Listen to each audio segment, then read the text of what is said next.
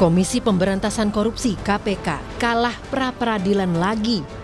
Yang terbaru, Hakim Tunggal PN Jakarta Selatan, Afrizal Hadi, mengabulkan sebagian gugatan pra-peradilan Gubernur Kalsel, Sahbirin Nur. Di sidang putusan penetapan tersangka kasus dugaan suap lelang proyek di Provinsi Kalimantan Selatan. Hakim menyatakan penetapan Sahbirin Nur sebagai tersangka oleh KPK tidak sah dan tidak punya kekuatan hukum mengikat. Bahkan, Hakim menyatakan perbuatan Komisi Anti Rasuah sebagai perbuatan sewenang-wenang. Atas nama saudara tidak sah, tidak berdasarkan atas hukum dan oleh karena diberikan atau tidak diberikan publikan. Namun menghukum kembang untuk bagian dari jumlahnya 7 menolak selain dan selanjutnya. Hakim juga menyatakan surat perintah penyidikan atau sprindik dinyatakan tidak berlaku. Namun demikian, KPK menyatakan proses penyidikan terhadap kasus dugaan korupsi di Kalimantan Selatan tetap berjalan. KPK juga akan meninjau proses hukum serta mendalami berbagai informasi yang tidak menutup kemungkinan untuk menerbitkan sprindik baru.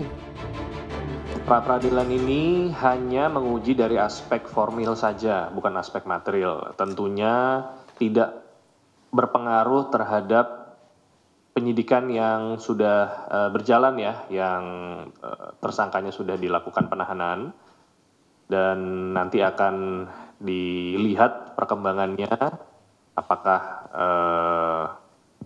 penggalian informasi, penggalian keterangan yang dilakukan oleh penyidik ini nanti akan dapat kembali membuat adanya surat perintah penyidikan yang baru. Sahbirin Nur yang sudah menyatakan mundur dari Gubernur Kalsel tersandung kasus dugaan korupsi pengadaan barang dan jasa di Kalimantan Selatan. Selain Sahbirin Nur, KPK juga sempat kalah dalam pra-peradilan. Wamenkumham Edi Hiarij pada 2023 lalu untuk dugaan keterlibatannya atas gratifikasi dari Direktur Utama PT Citra Lampia Mandiri atau CLM, Helmut Hermawan, sebesar 7 miliar rupiah.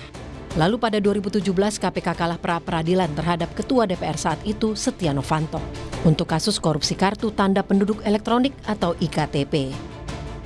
Kemudian terhadap Budi Gunawan pada 2015. Saat itu Budi Gunawan menjabat sebagai Kepala Lembaga Pendidikan Kepolisian atau Kalemdikpol untuk kasus dugaan gratifikasi ketika menjabat sebagai Kepala Biro Pembinaan Karir Karobinkar, Deputi SDM Polri.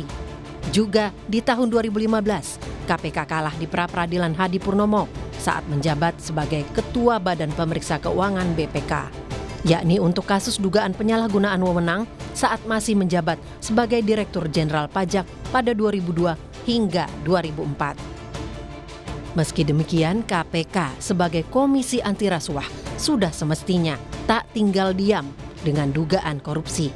Pasalnya, tindakan-tindakan pencegahan agar tidak terjadi tindak pidana korupsi, serta monitor penyelenggaraan negara sudah menjadi tugas dan wewenang KPK sesuai undang-undang.